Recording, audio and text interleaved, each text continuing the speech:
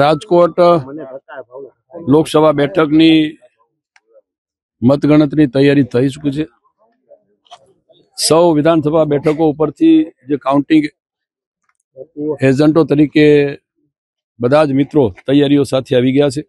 હું પણ અમારા જસદણ વિધાનસભા મતક્ષેત્રના જે મત ગણતરીના એજન્ટો છે એમને બધાને લઈને અહીંયા જ્યાં મત ગણતરી છે એવા એન્જિનિયરિંગ કોલેજ ઉપર અમે આવી ગયા છે।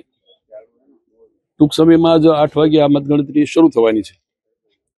રાજકોટ લોકસભા બેઠક ઉપરથી ભારતીય જનતા પક્ષના ઉમેદવાર તરીકે પરસોત્તમભાઈ રૂપાલા જે ચૂંટણી લડી રહ્યા છે। આ લોકસભા બેઠક અમે ખૂબ સારી બહુમતીથી જીતવાના છીએ। સાથે સાથે ગુજરાત રાજ્યની અંદર જે રીતે ભારતીય જનતા પક્ષનો માહોલ છે એ જોતા આ 25 બેઠકો અને એક બેઠક બિનહરીફ એટલે 26 બેઠકો ભારતીય જનતા પક્ષ જીતશે, એમાં કોઈ શંકા નથી।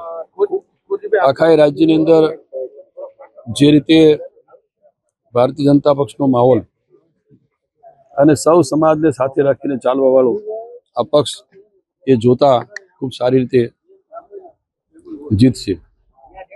રાજકોટ અને સૌરાષ્ટ્રમાં એકાદ બે એવા બનાવો જે દુઃખદ ઘટનાઓ બનેલી સ્વાભાવિક છે કે સૌ કોઈને હૃદયને દુઃખ થાય, પણ જે કંઈ કરુણાંતિકા બની છે એ રાજ્ય સરકારના માનનીય મુખ્યમંત્રી આદરણીય ભૂપેન્દ્રભાઈ પટેલ અને સરકાર ખૂબ ગંભીરતાથી આવા બનાવોને લીધા છે અને એ બનાવને ખૂબ સારી રીતે ન્યાય મળે એ માટેના પણ રાજ્ય સરકારના પ્રયત્નો।